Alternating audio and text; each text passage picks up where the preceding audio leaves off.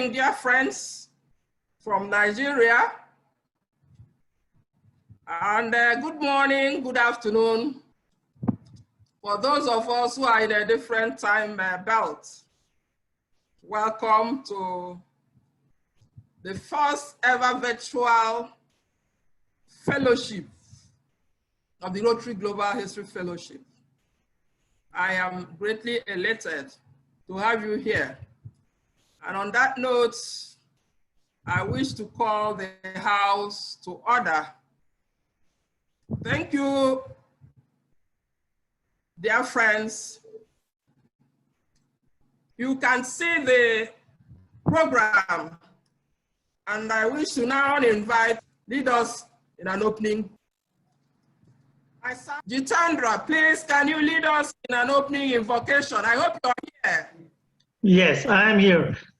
All right. Thank you, Grace. And as Grace mentioned, a good morning, good afternoon, good evening to all, whichever part of the world you're joining in from.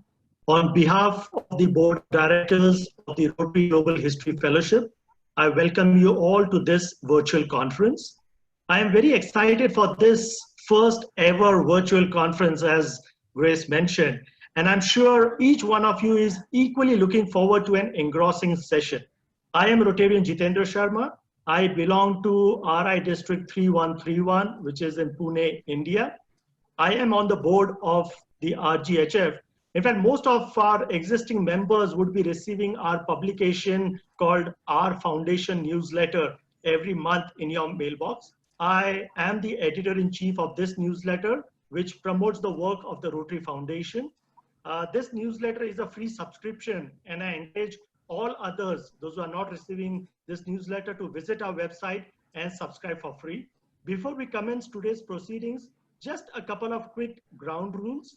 We are all in a virtual environment, and hence you will find that the host has muted everybody. I request you all to be in a mute mode unless you are speaking.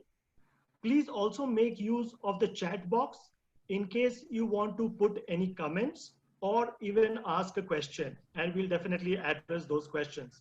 So without much ado, I would now like to hand over proceedings to President of the Rotary Global History Fellowship, Rotarian Grace Okaro. Grace, over to you. Thank you very much, Jit, for that brief invocation and brief talk on our newsletter.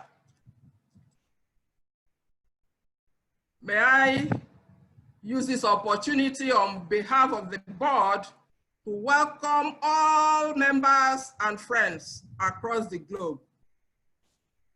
I am really excited to see every one of you, most of whom we don't usually see at the convention. We're able to see them here because we are in a virtual conference. I believe that this conference will be very impactful and help us in one way or the other to improve on our Rotary life and improve our organization, Rotary. Welcome the board chair, IF Kaplan, and the other members of the board. I welcome the zone administrators and indeed all the members. I welcome also Rotary leaders from across the globe who have found time to join us. Thank you very much for coming. May I now invite Nancy to please take the 4-way test. Nancy. Yes. Okay, great. Okay, I would love to welcome you all. I'm so glad to meet you all right now. Now we have to talk about 4-way test. I don't want to spare your time. We'll give a brief about it. The 4-way test of the thing we think, say, or do. It's a test used by all Rotarians worldwide. It's considered to be the moral code for personal and business. Relationships among people can be used in our daily life. I really use it myself. That's with us, Mr. Herbert Taylor. He's an American from Chicago. then adopted by the Rotary International. It states first, is it the truth? Second, is it fair to all concerned? Third, will build better friendship. Fourth, will be beneficial to all concerned. That's all. This is our jewels, which we really, really appreciate it, and we live with it. Thank you, Grace. And thank you all. Thank you very much, Nancy, the four-way test of Rotary. Thank you once again, Thank you, Nancy. dear. May I now invite Adele to take the vision statement of Rotary. Together, there is a Rotary vision. Together, we see a world where people unite and take action to create lasting change across the globe, in our community, and in ourselves. Thank you, Adele. Thank you very much for the vision statement. That is one of the guiding principles of Rotary now. Thank you all. Much. Thank you. Thank you, Grace. May I now invite Steve? But I'm here to talk about Rotary strategic priorities, which is a frightening thing when you look at it, strategic priorities. And the question comes, well, Rotary has all of these priorities. What can we do about them? How can we help them? Here's a summary of 3 priorities that Rotary is looking at. Now, when we're talking about increasing Rotary's impact and creating positive changes, the one thing we have to look at, everyone should look at, is what worked in the past. And what better location than our Rotary Global History Fellowship than to have all of this information stored. So it's very important when we're looking at this to recognize how important our little organization is and our group of friends. It's also very important to add new history. Every day, everything is happening, needs to get added. I do know that there is a program, I think Kent and Carlos and a few other people are leading it to improve, to update our systems. Perhaps we'll be talking about that a little bit later in this conference. But that's so important because we can make a difference, and the more people we let know that we make a difference, the more members we have, which is good. Another priority, expand Rotary's reach, unite the participants, enhance engagement.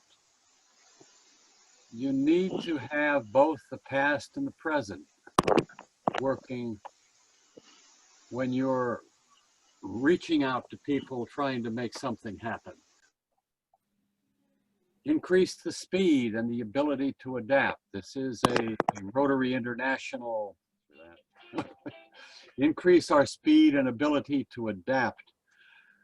When you're looking at increasing speed and the ability to adapt, one thing that's so important is what happened in the past, what worked and what didn't work.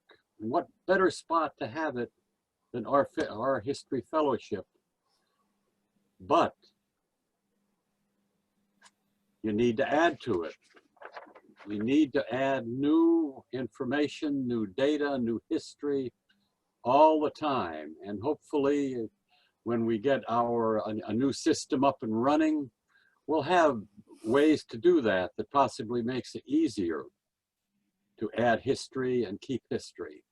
The better we get at this, the more members we'll have, and the more important RGHF will become in the Rotary world. This is Rotary's strategic planning process. You can pull this right off the Rotary website, which is where I got it. Phase 1, what is your status? What is your club doing now? Good question is, what were you doing 5 years ago? Did it work? Didn't it work? I guarantee you that you can go into any Rotary Club in the world and ask them what they were doing 5 years ago, and 95% of the people don't remember. So history is very, very important. Develop a vision. What do we want to be like? Again, history. Have we done it before? That's so important. Phase 3, the Rotary Plan. Make a plan. How do we achieve our vision? Set your strategic priorities. This is right off the Rotary website. What is your goal? What actions are you going to take? What resources do you need? Again, the same question comes back. What have we done before and did it work? The member assigned and a timeline. Again, what has worked and what has not worked? If we have knowledge of that, we can recall that, we can do a lot better. And phase 4, tracking your strategic plan. Is it working? A good question. Where do you keep your records? Where are your club's records held? Can someone look, go back, and find something that happened, something that didn't happen? Of course, we know in RGHF you can do that. And I ask our members, how many members have their club's history in our RGHF site? It's all very important stuff. It's all very important stuff. Do you set your annual goals? Do you have a list of what your annual goals were? Can you find your annual goals? I venture to say that most clubs, most Rotarians don't know what their annual goals are, what they were. It's a shame. But you can make it happen. The Rotary Global History Fellowship, we're all together. I think it's wonderful. It's wonderful seeing everybody. I miss going to the conventions and seeing everybody. And I'm just very, very happy to be here. And let's make it happen. I turn it back to Grace. Thanks, Steve. Yes, I'm coming up. Thank you, Grace. Okay. And good morning, Welcome. good evening, good afternoon, and many places we are representing right now. Welcome everyone, this conference of Rotary Global History Fellowship. And this is the organization's very significant that in the month of June, we are conducting this conference. And I'm from Bangladesh, District 3281. I'm very pleased to share all of you that from Bangladesh, my friends in many clubs has already joined this conference. Many of them are interested to be the members. Welcome everyone and welcome rest of the friends. I will give you a short presentation about our fellowship group, which was founded because the focusing on the history of Rotary, how the Rotary history can archive and disseminate to all the Rotarians. Basically, the mission of our fellowship group is they accumulate the perceived complete history, value, and philosophy of the Rotary movement, as well as encourages others to do the same at every level of Rotary, and publishes those histories, values, and philosophies on the internet and other form of media as needed. So that's important. Every club, there are more than 35,000 clubs in the world and more than 200 countries and more than 537 districts. We know that all the clubs has the history, district has the history, Rotary has the history. So Rotary Fellowship group accumulate all the histories and encourage all the clubs to upload their histories so that the Rotary history in different part of the world, different club, different district, has a different heritages there. We are offering that to accumulate those history for everyone's. So when you go to the Rotary website, history website, and you can find that there are a lot of information is there. I can show you right now from the online. You can see this is online portal of Rotary History Fellowship. There you can have a lot of tabs. History library. History library is very interesting, that where you can request an account and upload your club history as well. And is a club, all the club histories you can find here, those are updated. You can find all the district history, all the district you can search as well. You have the zone history and my Rotary history. That means you can also put your history as well. So these are, you can go in the different languages as well. And in currently we have around 6 to 7 languages available. So this is one. And another area that if you go to the this site, you will go for our wiki.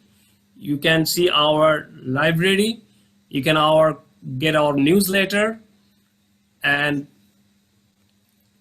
today's program is here.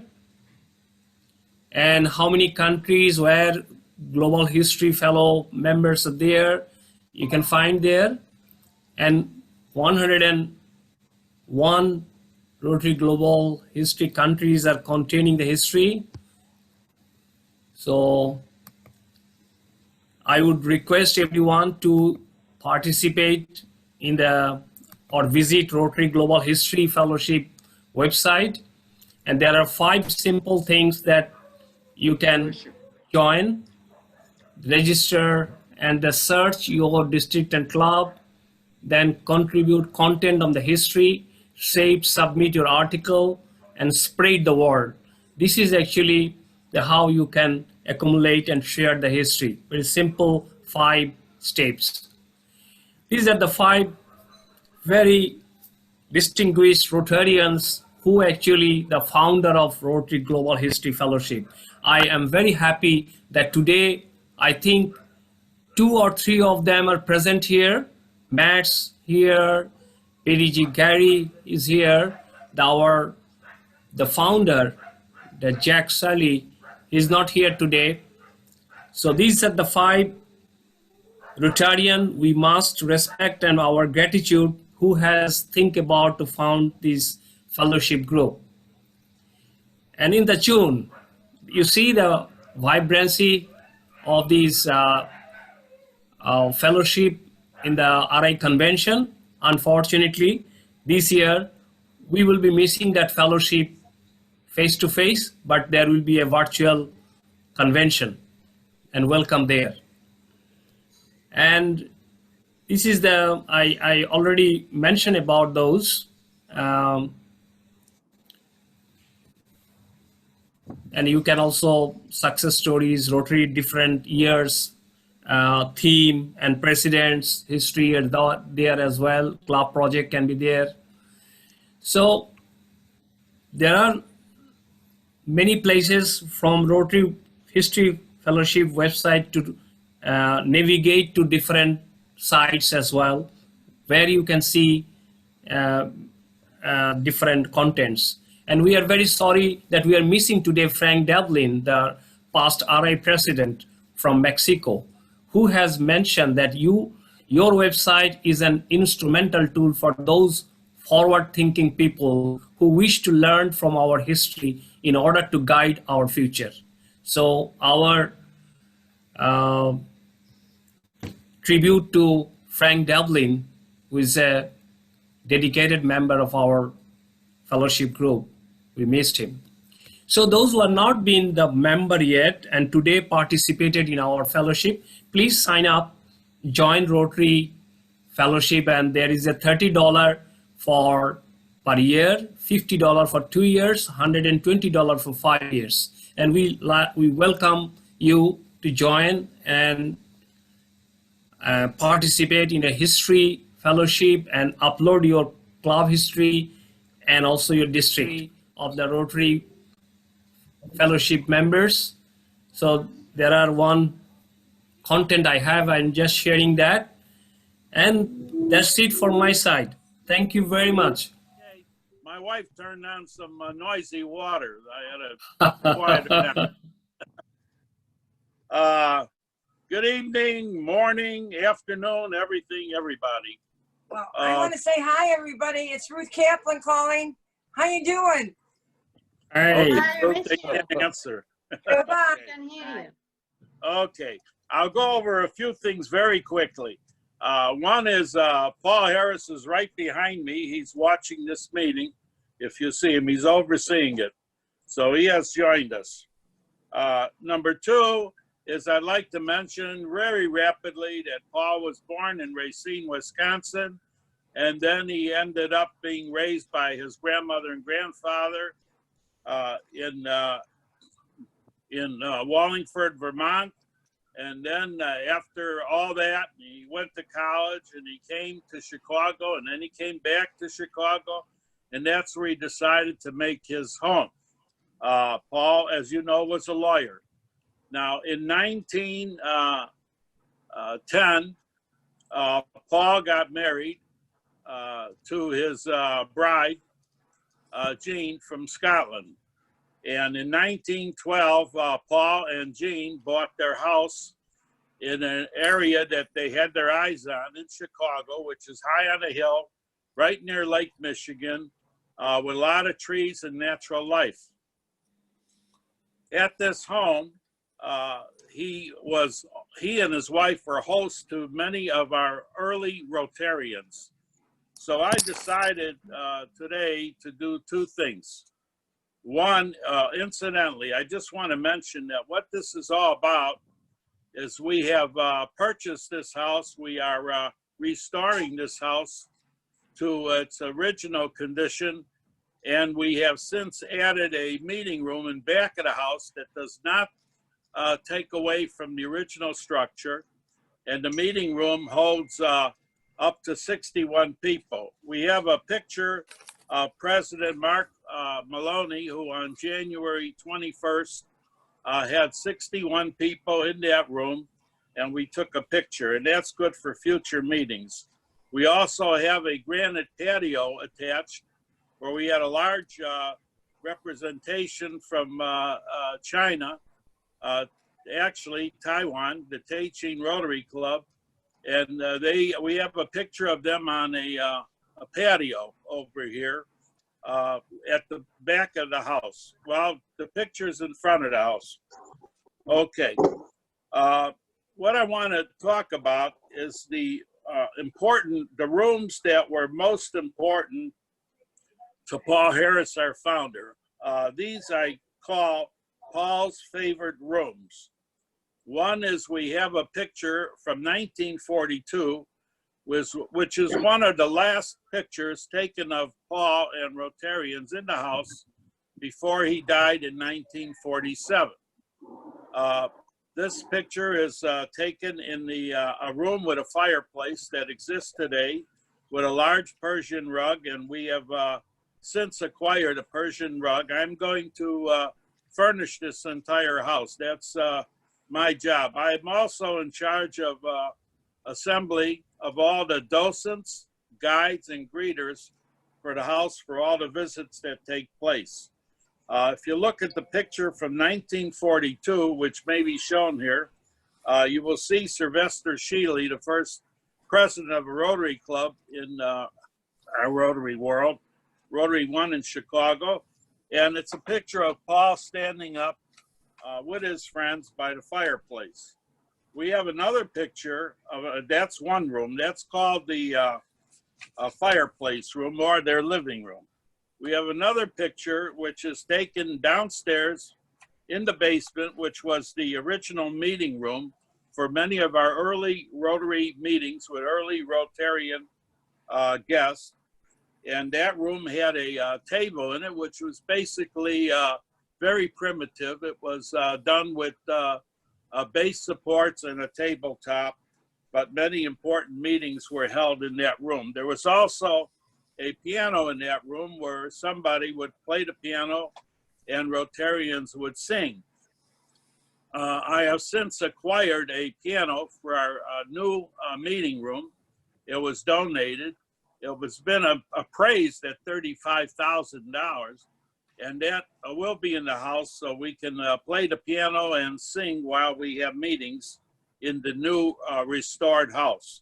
We're talking about the restoration of the house. The house is being brought back to good condition. The plumbing has been changed. The wiring has been redone. The house is, design has not been interrupted. The floors have been refinished, their original floors, and everyone seems to enjoy coming to that house. There is a good feeling in that house, as there is at the Paul Harris Memorial. I am also president of the Paul Harris Memorial, where Paul has his permanent resting place. I might add that I host many visiting Rotarians every year, many from Rotary International. The Arch Clump Society comes to the house in the memorial, and the directors come to the house in the memorial, and quite often our Rotary International presidents and Rotarians at large. There's been a lot of talk about the Friendship Garden. We call it the International Friendship Garden. That will be restored. There's a Japanese lantern there that was given to Paul that still stands, and that will also be restored. So what I have here is a statement made. I normally would like to tell you about the house, the restoration, and all the visiting that takes place. This house and the Paul Harris Memorial are the two most visited historic sites in our Rotary world. And every year, we greet guests from all over to tour the house and also visit the Paul Harris Memorial site. What I'd like to read to you is entitled, "What do you hope people who visit the home will take away from the experience? The knowledge that Rotary is the greatest humanitarian organization in the world. Restoring the home of our founder will allow generations of Rotarians, including those who have not even been born yet, to learn more about Rotary and see what life was like in the early 1900s, when the Rotary story began.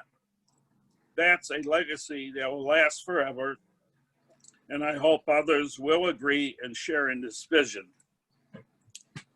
I would just like to mention that if you can imagine at the time when Paul got married in 1910, and him and Jean bought the house in 1912, that there were very few cars around.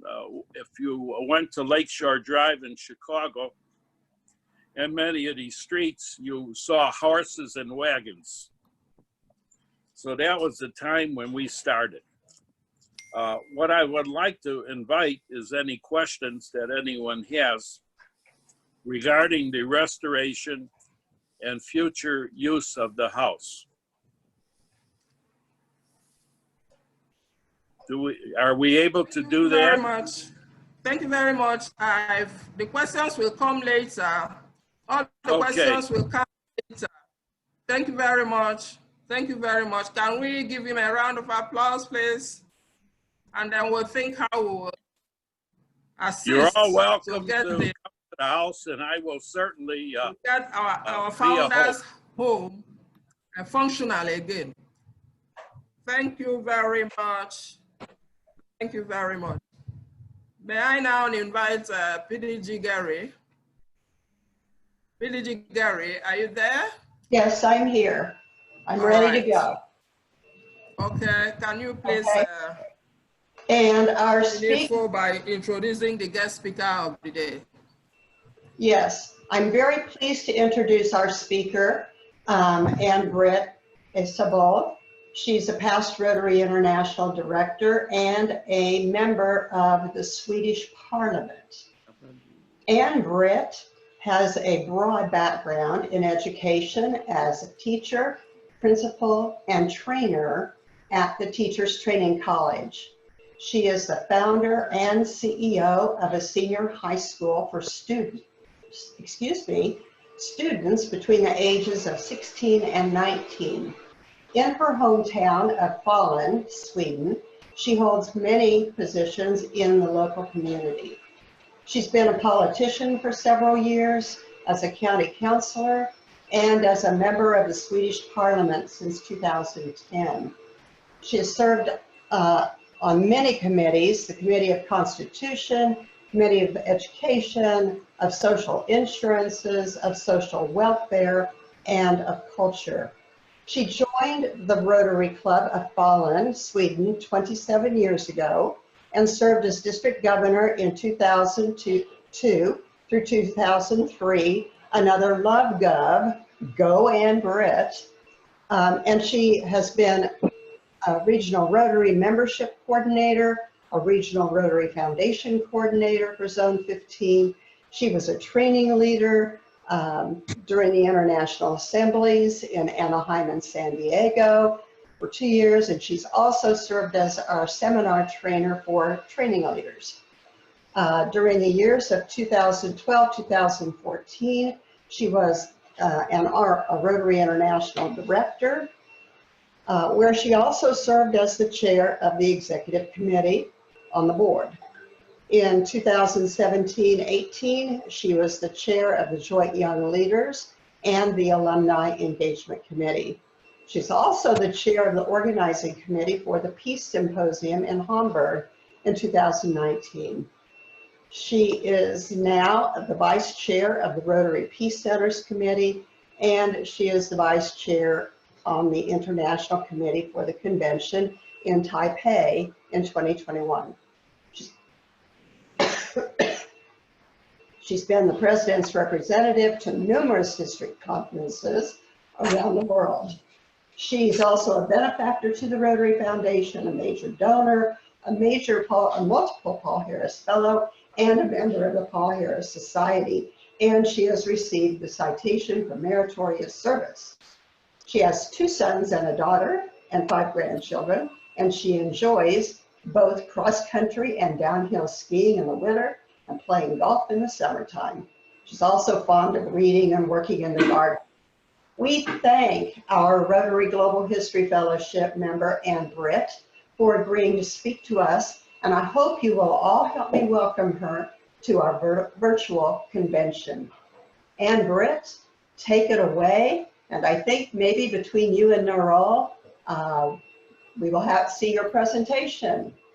Okay, thank you so very much. It's so great to be with you all, and I think I have some assistance by Neural to show some slides that I'm putting together. Thank you so very much for helping me with this.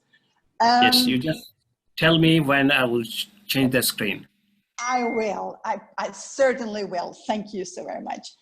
It's great to talk to you about membership in Rotary because as Gary in her nice introduction of me said, I've been a membership coordinator, and I was at now like 15 or even more years ago, but still membership is, that is the most important, I think, in Rotary. And members are our greatest assets. And when Rotary's membership is strong, our clubs are strong and more vibrant, of course. And Rotary has a greater visibility, and our members have more resources to help communities flourish. So yes, let's talk a little about how membership is in our different parts of the world. And I think that they could be very, very different, but still we are belonging to the same organization. So it is also very much alike. So over the past 10, 15 years, we have remained around 1.2 million members. Although we experienced a slight decrease last year, overall our membership is strong. But to accomplish all the good that we want to do in the world, we need a commitment and a continued emphasis on growing Rotary and Rotaract from our club, district and zone leaders, keeping Rotary relevant and thriving into our second century while continuing. You're doing too fast, Nurul. Okay. No, you can take, no, look, you take the other slide then. Keeping Rotary relevant and thriving into our second century while continuing to enhance our members' lives requires, of course, a willingness to be innovative, seek out diversity and adapt to changing needs. Now, thank you. Next slide. As you look at the information on this slide, you can see that we have about 1.2 million members, but we don't have very much diversity in our membership. And I think that that is very, very important that we have. The RI Board of Directors passed a diversity, equity and inclusion statement to help us become a more open and inclusive organization. When you see on this slide, you see that there are only 25% women. And that is a 1% increase since 1st of July 2018. And I think that's too slow. So we have really a responsibility to work this to be more equal. And women are still underrepresented in leadership positions at every level of Rotary. So the Board of Directors set a goal for women to make up 30% of our members and leaders by June 2023. I would have been setting up 50. Next slide, please. Let's talk about Rotaract. Many of you know that 2019 Council of Legislation amended our constitutional documents to include Rotaract clubs as members in Rotary International. This action elevates Rotaract and positions Rotary for a future that is innovative, inclusive, and better able to adapt the world around us. So Rotary has set a long-term goal for Rotaract, including to increase the number of Rotaractors of Rotaractors reported to Rotary by 100% by 2021, and also to increase the number of reported Rotaractors to 1 million by 2029. Next slide, please. One way we can grow and strengthen our membership is by delivering value to our members. It can be the difference between someone who stays in Rotary for just 3 years and someone who stays for a lifetime. As you can see, Rotary doesn't have a problem generating interest in membership. More than 158,000 members joined last year, but an almost equal number of people left. And half of those who leave were members for less than 3 years. And now listen to this. Before they join, 90% of prospective members have very positive impressions of Rotary. Yet, after they join, only 44% still anticipate being lifelong members. And only half of our current members would recommend Rotary to their families, friends, and colleagues. So, my friends, what is happening or not happening between when they join and when they leave? Next, please. According to the study that Rotary International did, 30% of former members cited cost or time as #1 reason they leave. RI President Mark Maloney reminds us that, and I quote, "The job of a Rotarian should never be seen as a time commitment too great for a busy professional to consider. Otherwise, we are closing the door to the contributions of the people we need most in Rotary. The ones with a potential for decades of Rotary service and leadership.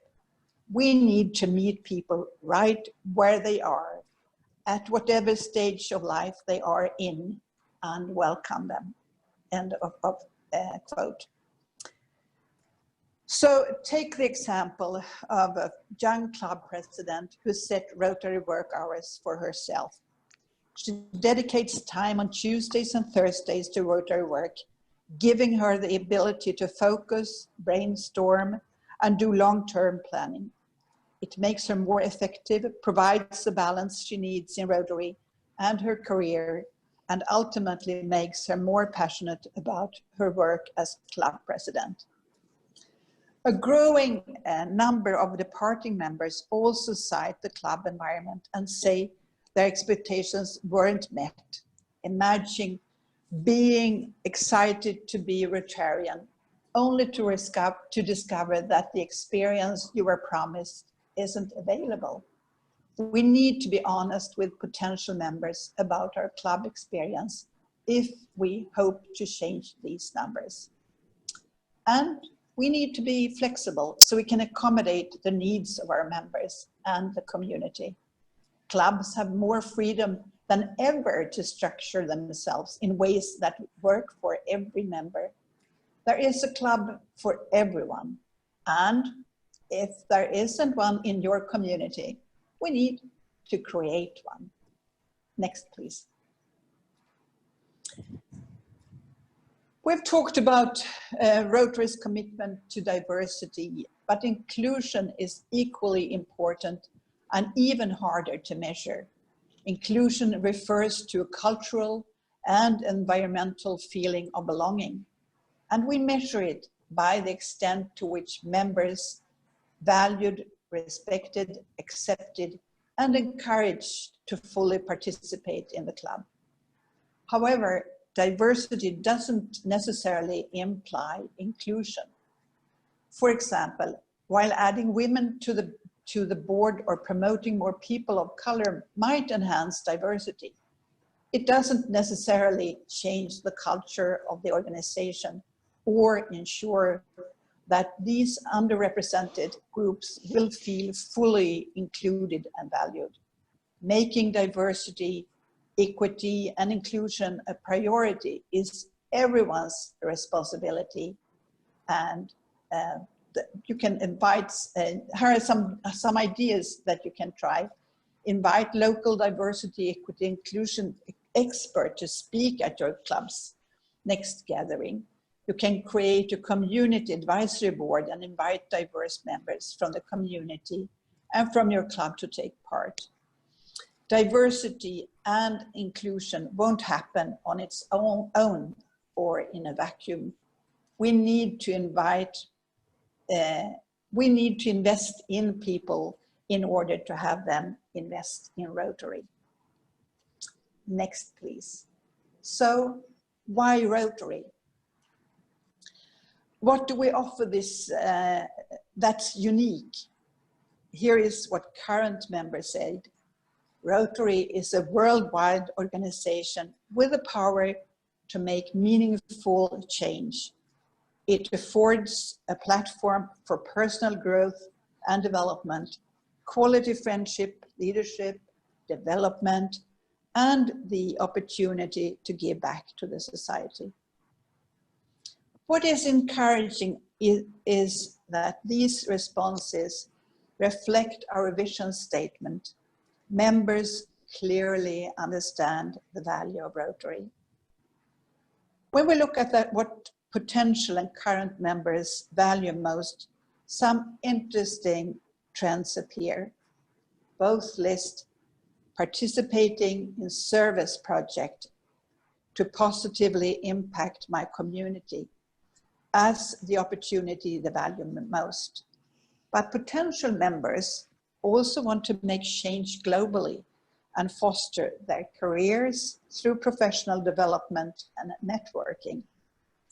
Current members like us, however, value community service, friendship and fellowship, and connecting with people outside work and their circle of friends. So even when both groups cite making a positive impact through service as their top reason for joining or staying, they each have different motivation. If those desires aren't met, they may no longer have a reason to say yes to Rotary. Next, please. Rotary's research shows that prospective members are looking for opportunities to grow personally and professionally. Rotary offers them consider the Rotarian who was terrified of public speaking and trembled her way through her first 5-minute speech. She was later asked to speak in an institute in front of 500 people and now trains others in public speaking. So the next time someone asks you about Rotary, you can say, you will achieve more than you ever thought possible, and you won't do it alone. Next, please. And all of these opportunities, from local community service to professional development, are things that are offered in clubs around the world.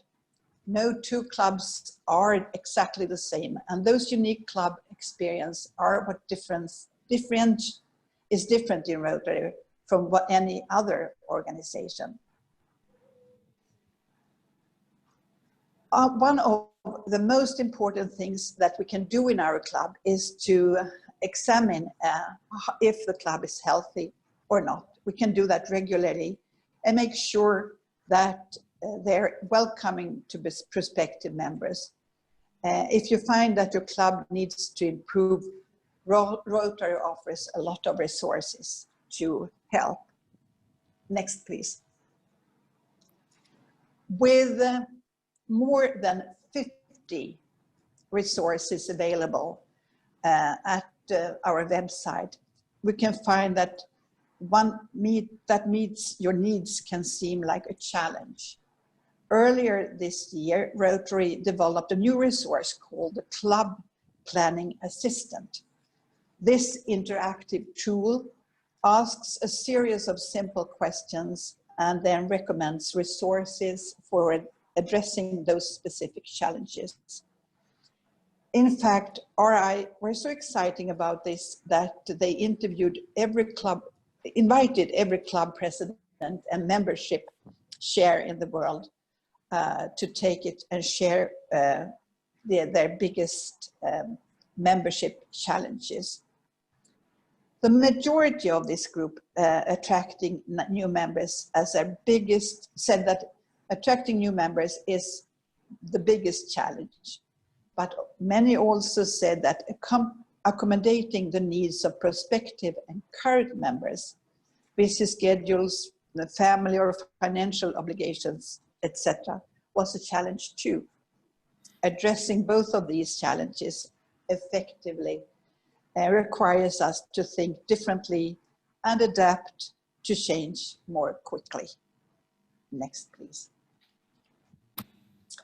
Bringing in more members than we lose is not the answer, but there is one opportunity that all clubs and districts should pay closer attention to.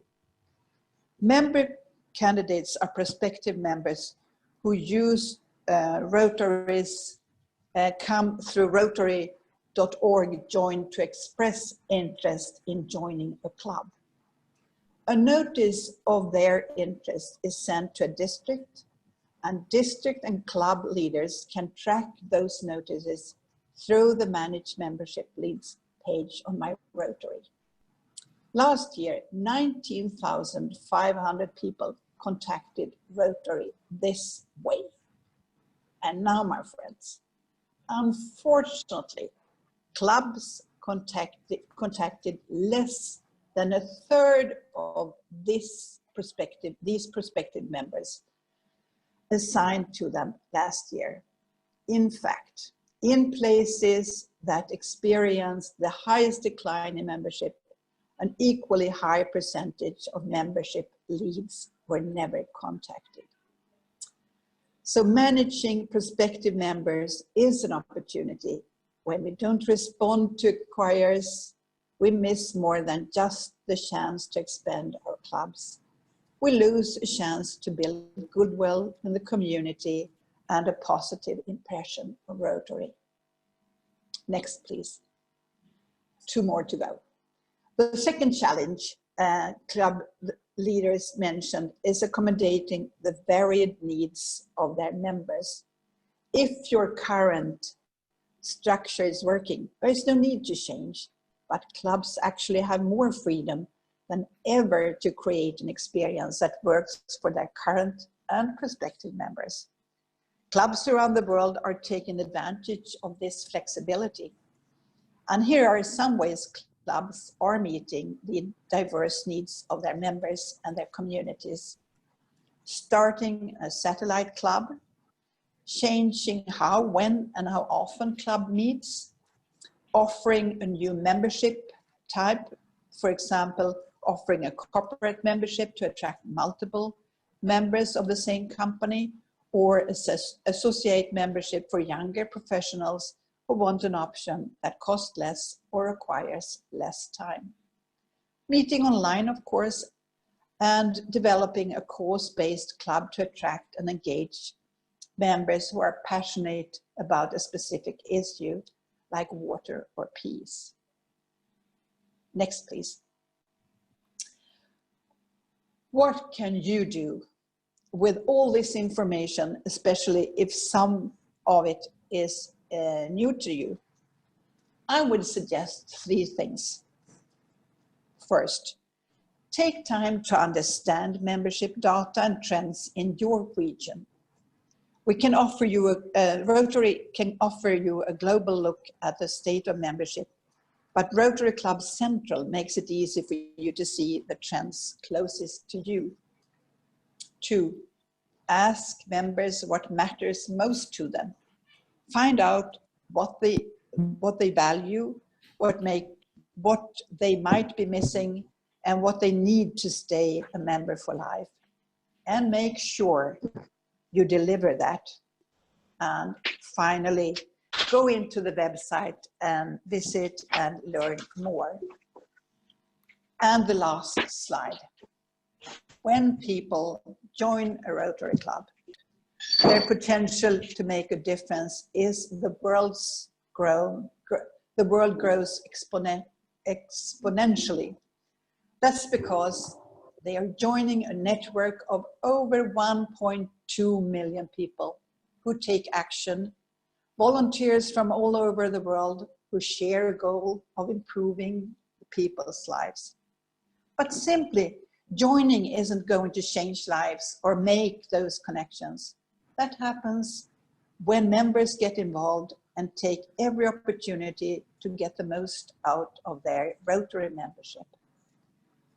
Whether they're connecting with their club, community, or the larger Rotary world, let your members know they're connecting for good.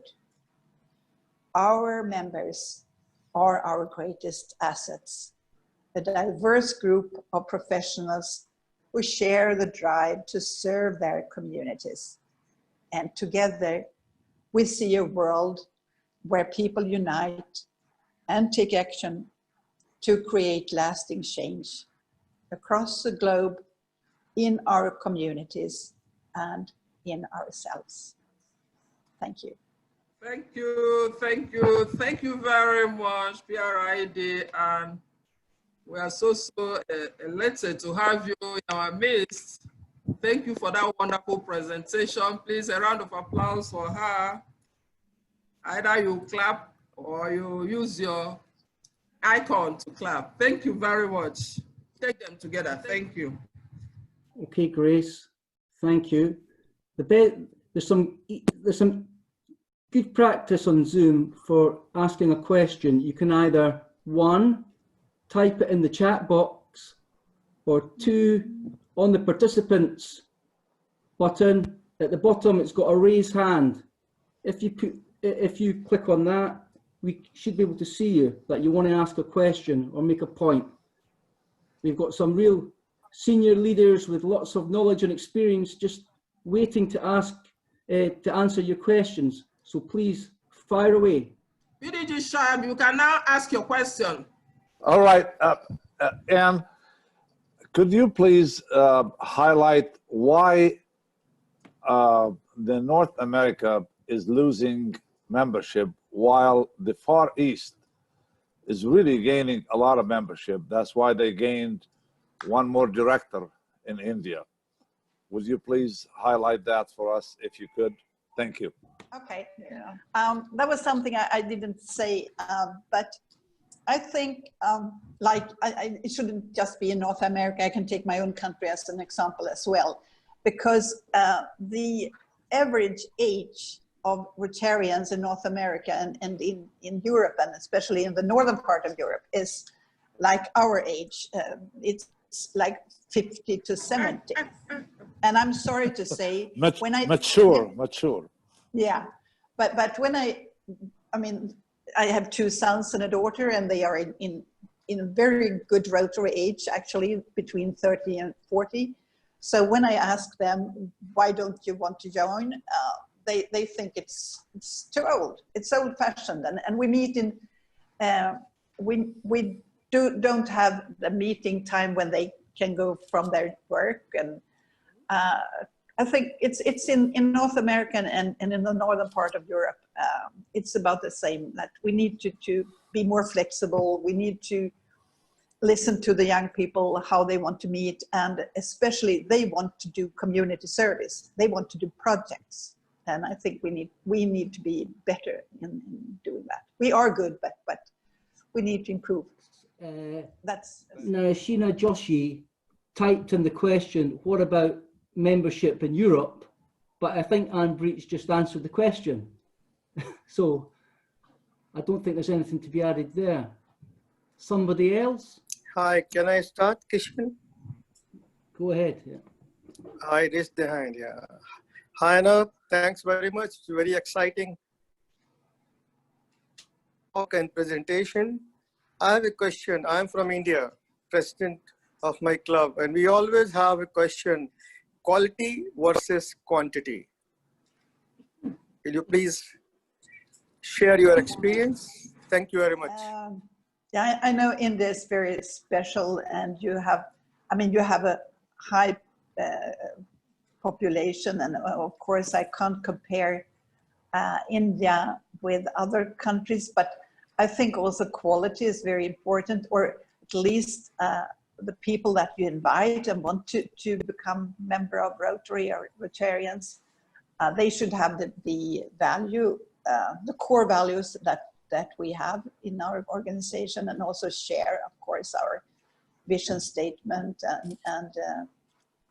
So I think, I mean, it's very hard to say what is good for India, because I'm not, I've been to India a couple of times, but I know that living in the northern part of Europe, it's I mean, in my country we have 10 million people, and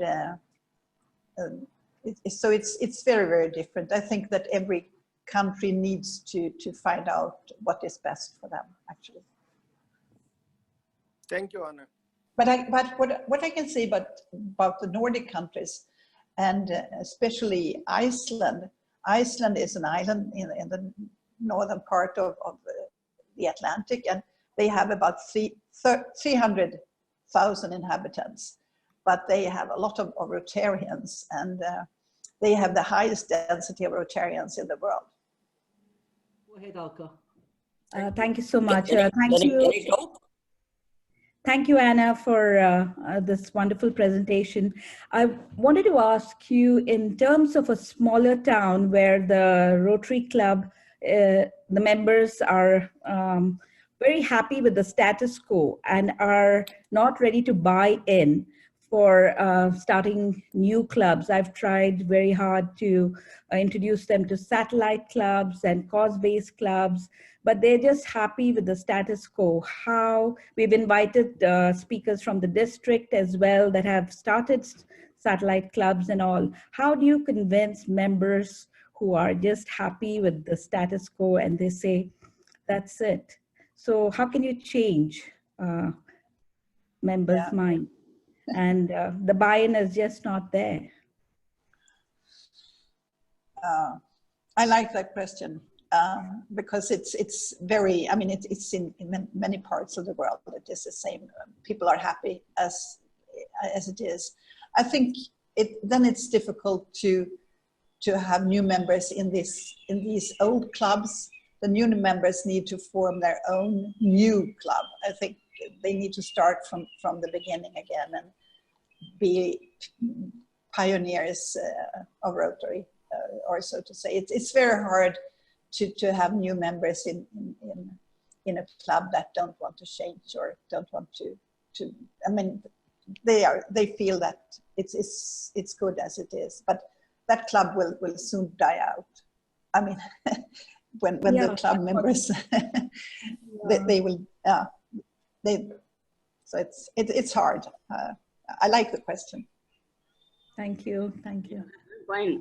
I'm fine. This is Rotarian Sainathan from Chennai, India, representing from District 3232. So we are the largest Rotaractors in the world. Almost 26,000 and odd Rotaractors are there. How to convert these Rotaractors to Rotarians? Can you give just give us some glimpse of this? Did I get the question right, that you want to, the Rotaractors, I mean, the Council of Legislation last year said that Rotaractors should be full members of Rotary. So actually the Rotaractors are members of Rotary, but I know that if you want to have them into a Rotary Rotary club, it could be very difficult because they feel that they have more fun in Rotaract. So why don't you do a Rotary club of the Rotaract club? First of all, we believe in the Rotaract. We just formed a group, Rotaract for Peace, and this group, it exploded in 4 weeks. But the one thing we have done for them right now, like we adding them onto our group, the RAG, the Peace RAG, and we adopting them to the Peace RAG. So I'm adopting 20, somebody adopting, but we lowered their fees for $5 instead of $25.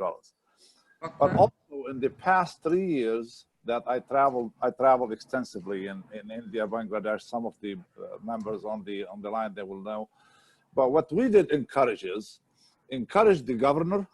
governor nominee, governor-elect, governor nominee, and the clubs to drop their dues on the district and the club dues, and encourage the Rotarians to adopt a Rotaract to become a Rotarian, because they all have to pay $70.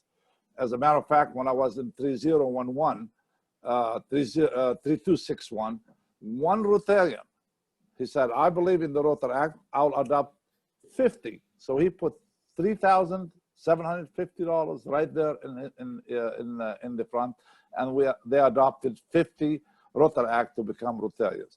So the Rotarians in each district can do that. If they drop the dues, because the dues for the district and the clubs are far more than the dues for RI. So and then they became Rotarians. Good point. Thank you. Thank you.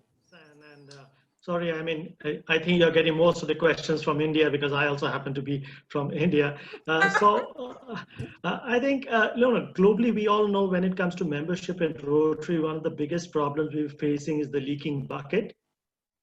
And retention is still continues to be a big problem. So from your experience, and you've sort of traveled the world, could you give us, just maybe one or two tips you've seen clubs doing very well to retain members so that we can take or learn something from that? You want an answer from me or from India? Oh, from you, and okay. No, I think, I mean, actually you need to do what I mean, this survey in your club to see what goes in your club, because I've seen very vibrant clubs around the world, and I think the clubs that have a lot of projects and involve people are the ones that you feel have a lot of energy. I know that there are a lot of clubs in India, and it's full of energy going to Rotary in India and in Asia. As mentioned before, I'm the vice chair of the Taipei 2021, so I've been 3 times lately to Taiwan, and I see very many vibrant clubs, and these are clubs that do projects, actually. Yes, I think, and involve people. Thank you very much. I'm Rotarian Amanul Haq from Dhaka, District 32H1, from Rotary Club of Dhanmondi Central. Greetings to all of you. My question is, retention of a membership is a big problem now. We found, when the club is establishing, they have 25 members or 20 members, charter members, but when the time passing, it became 6 to 10, and RI is allowing 6 or 7 member clubs. The people are going from old club to new club, become a charter member, or according to our guest speaker, we heard that the people are interested to form a new club rather than participating in old club. So do you think RI have to be a ceiling that at least a club should have at least 15 or 20 members? Otherwise, this club can be, I know, some sort of decharter or something like this. Then the member can be inducted in all clubs, so the club can become rich. What's your opinion? Thank you very much. I think there should be up to 20 people in a club, but I've seen also clubs around the world with less than 20, and they do a tremendous job, and they have a great fellowship in these clubs. So it's coming back to what I said before. I think that every region have its own way of thinking in this, and we need to do differently, actually. The speaker, good evening, everybody. During this very interesting speech, you did mention that women are underrepresented in leadership positions in Rotary. My simple question is, what suggestions do you have for us to ensure that that situation is improved upon, particularly at the district and international levels? Because at the club levels, we are getting a lot of women presidents. But when it comes to the district level and international level, we seem to have a sharp drop. I want to know if you have any suggestions. Thank you. That's a good question. I mean, we still haven't got a female RI president, but I think it's coming up. It's coming soon, hopefully. But also, I mean, the lack of female district governors. And I think that women have to support women. And need to be supported, because we have so many smart women around the world. So it's a pity that they don't become district governors or senior leaders in other ways. We just need to support each other. Mats, are you there? I'm here. Can you hear me? Yeah, I can. Okay. First, I want to say that my hair is longer than usual because I haven't had a haircut in 5 months because of social lockdown. The lockdown. But I want to compliment everybody who participated because we have had a very vibrant meeting. And actually, you look at how many people who are still actively listening. We haven't really lost anybody or very few people since we started the meeting. And I think that's a good mark on how successful this meeting has been. We are in a very important strategic situation with the Rotary Global History Fellowship because we are the custodians of Rotary culture and Rotary history. And together with Comley Bank and Paul Harris's grave and RGHF, we really have a corner on the legacy of Rotary. And I think that it makes us in a very unique position on what we mean for Rotary. Now, why is that important? Well, Rotary is evolved from its history. And by us being the custodian of history, we really represents the soul of Rotary. And I would say that in addition, when you look at membership is always something that we Rotarians are very concerned about. And let's say that 71% of people who have expressed an interest has never been contacted. Can you imagine how many more Rotarians we would have if they were just contacted, as Ann-Britt said. But also, I think Rotary history plays a very important role in the retention of Rotarians because we lose about 50% of our new members within 3 years. And by using Rotary history, which to explain more in what it means to be Rotarian, I think we might be able to improve the retention. But I can tell you a story from our Rotary history about retention. The first 4 members in 1905 that started, 3 weeks later, 2 of them had already left Rotary. And so that tells you about that retention has been a challenge from day one. Nevertheless, they pulled themselves up by the bootstraps, and a year later, there were 100 members in the Rotary Club of Chicago. So this is nothing new. So we can learn a lot from studying Rotary history. Now, let me see here. So, and also I would say that in order to understand the future of Rotary, we need to understand the history of Rotary.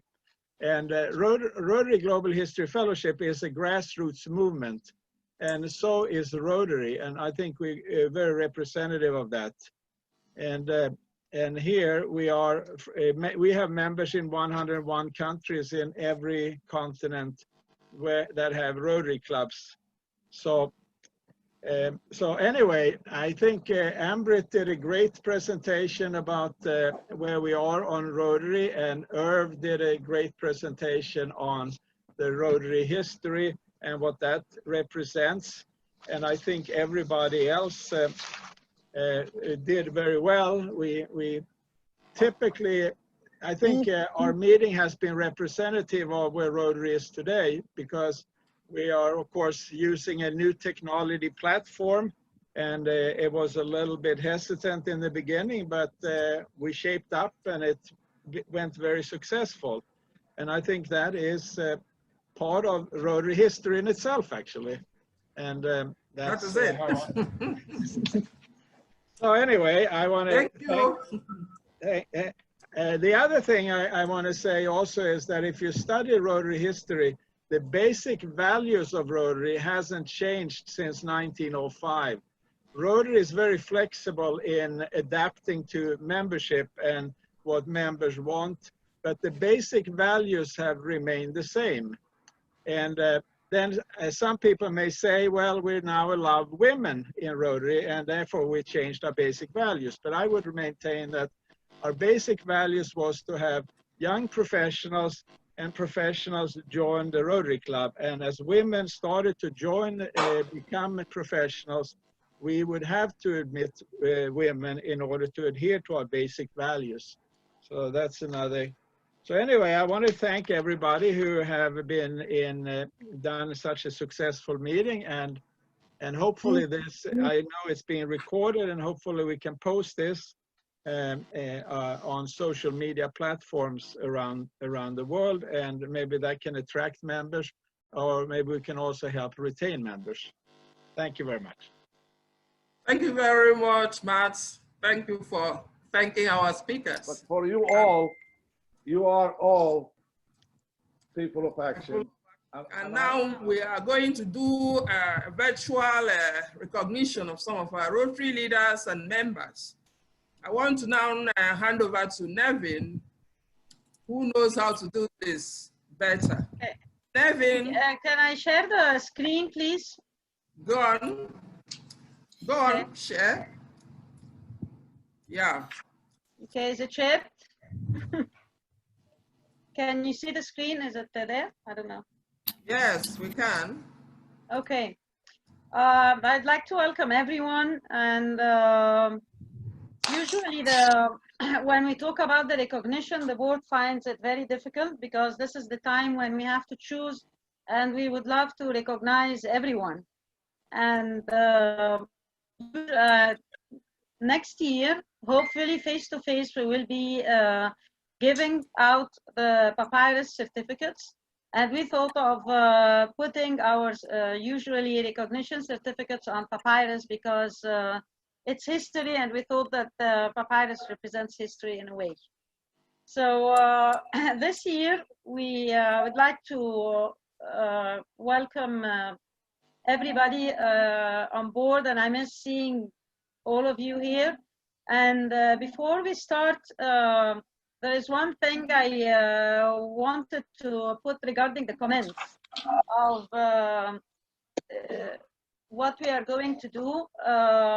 I'm really proud and glad that we have some of the founding members here, and we are looking forward to have something different on celebrating the 20th of the 20-year celebration of RGHF. And depending on COVID and what is going to happen, I remember Irv and I were working on a visit to Chicago. So we will see how we are going to do it. Maybe we are going to work on a virtual visit to the home, to the cemetery, and we are going to do the whole thing. And this is something that we are going to work on. And welcome, Steve. Don't go. Steve went. Okay, fine. Okay. Excuse me, Nevin, can you screen, full screen? Can you go to the full screen? Excuse me? Can you show your full screen? PowerPoint okay. view version. That's good. Like this? Yes. Okay. Fine. So now the recognition that we are going to have this year, as I said, we thought about it, and next year we are going to have these in person. We usually choose, if we're going to say the story behind everybody, why the board chose, because usually it's not one person that chooses, we are going to have a lot. And definitely what we are going to say, we're going to mention the names of our supporters. So we have our president nominee that we are actually honoring and recognizing, because the recognition of leadership helps a lot. And we have always had the support of the Rotary presidents. And I think usually also when we do the visit, when we have the visit to Chicago, Irv supports us in having a meeting with the president. And hopefully, if we are not able to make a physical visit this year, maybe we will be able to have a visit on the 21st birthday. So if it is not the 20 years, then it is the 21 years to celebrate.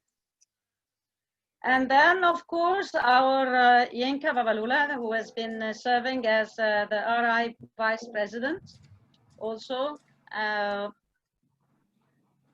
And definitely Brenda, who has been serving as RI Trustee. And Anne, thank you very much for a very, very, very motivating and eye-opening presentation. The presentation, by the way, the certificates here are there is one note, the certificates that we have here are going to be a little bit different from what we are going to distribute next year, because next year we are going to have the names in hieroglyphics, the first on both sides of the certificate, instead of the two photos of the pharaonic photos. But because we had this virtual one, so we don't have the pharaonic letters, so they are not there in the computer. Julia Phelps, definitely, and as TRF, who served as a TRF trustee, and Geeta, who is an incoming TRF trustee as well. Celia, who is the 2020 virtual convention chair. She also has been doing a lot of work and has been with RGHF more than one time.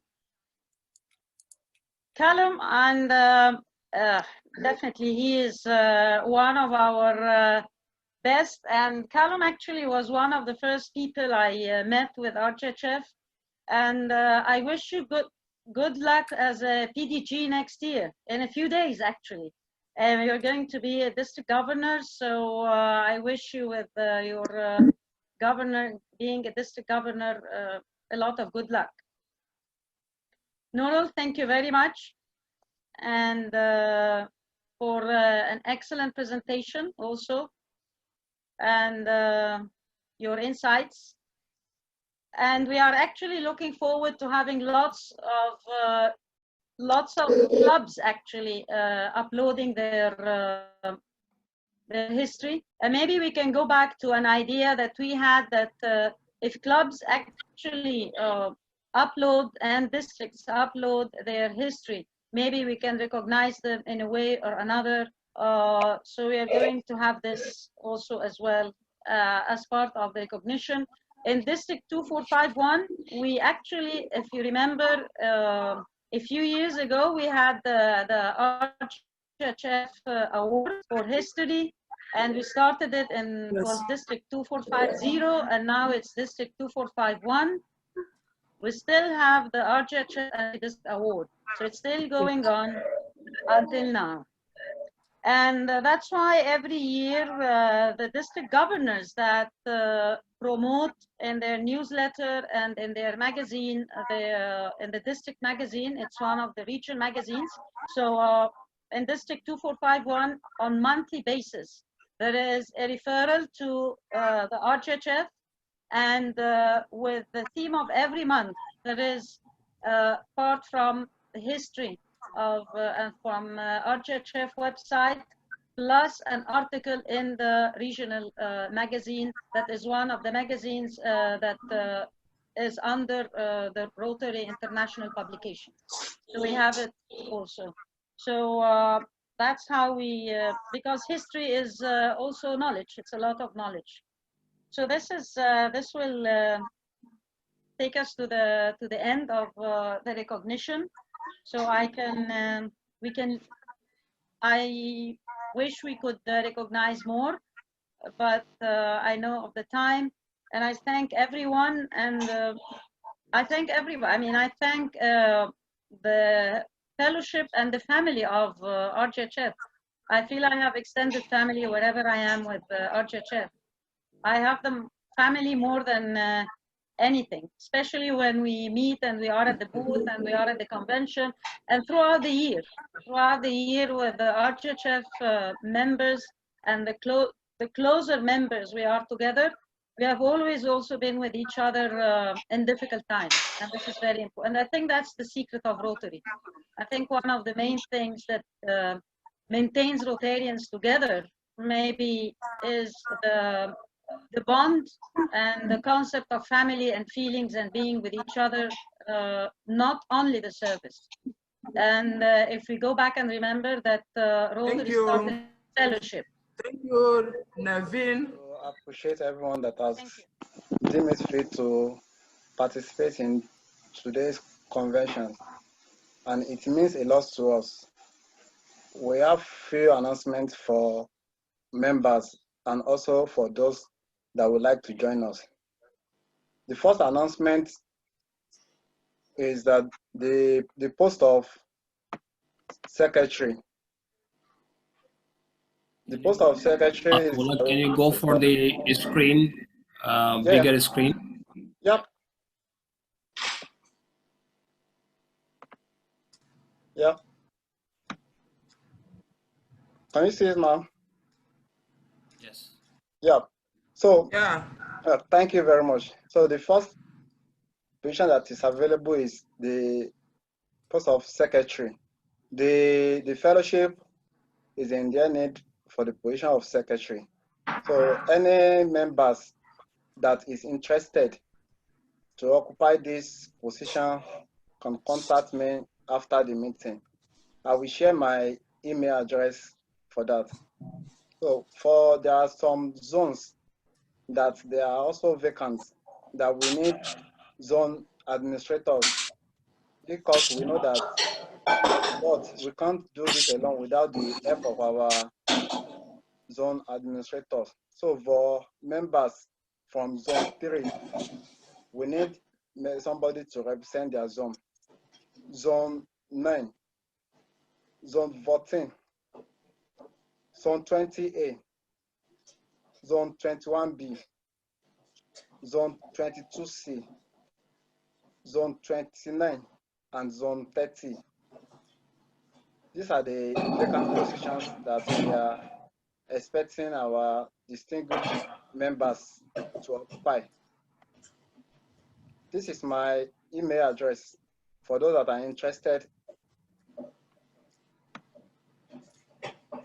I would like to appreciate our zonal administrators for their respective inputs to the success of the fellowship. We couldn't have achieved a great success this Rotary year without your support and help. Thank you for influencing and promoting RGHF and helping us become a better Rotary fellowship. I hope we stay in touch. Permit me. Can you just show the email address, please? Okay. Yeah, this Your is the email address. Yeah, Ola RGF home. Okay. Ola@rghfhome.org. That's my email address. You can contact me, please. And we have new zone administrator for zone 22. Permit me to present to you our 3 Rotarians that they will be overseeing the affairs of the zone 22. AG Nancy Elmadi, DGND Sonny Akufa, and PAG Andy Orago. These are our 3 Rotarians from zone 22 that will be administrating the affairs of zone. And finally, we remember our passionate and committed members. This Rotary years, we lost 4 committed Rotarians that have played key role in the progress and development of RGHF. Starting from our past RI president, Frank Devlin, we lost him, and his contributions to RGHF means a lot to us. Also, our president, Shahid Latif, we also lost him. We have our PDG, George as well, and from another Rotarian that is from Cyprus also. So Rotarian Chris. These Rotarians, they have all played major role in the development of RGHF. And I would like to appeal to all of us that we should observe 1 minute silence in their remembrance.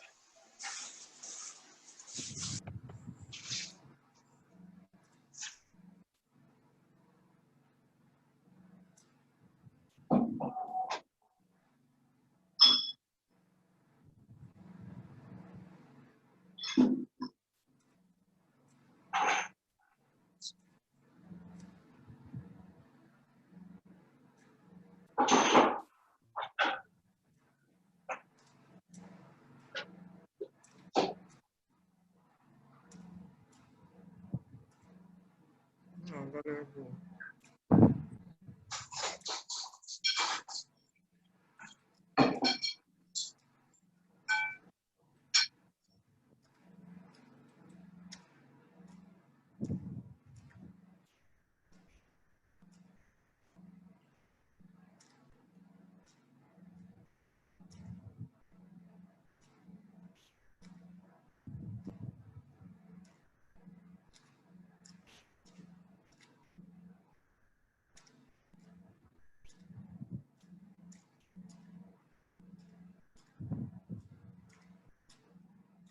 Thank you for particularly the last aspect of your announcement because it escaped me. Thank you for remembering our fallen heroes. On this note, I want to thank all the participants in today's conference. You actually made our day. I want to also thank those who have worked so hard to make this a success. Ola, Nuro, Neville, our board chair, Mats, and the other members of the board. Thank you very much. I hope we will continue this way. Specifically, I forgot to mention our guest speaker and who graciously accepted to come and talk to us today. Though she is one of us, but then she took some time to prepare the paper she presented to us today. Thank you and God bless.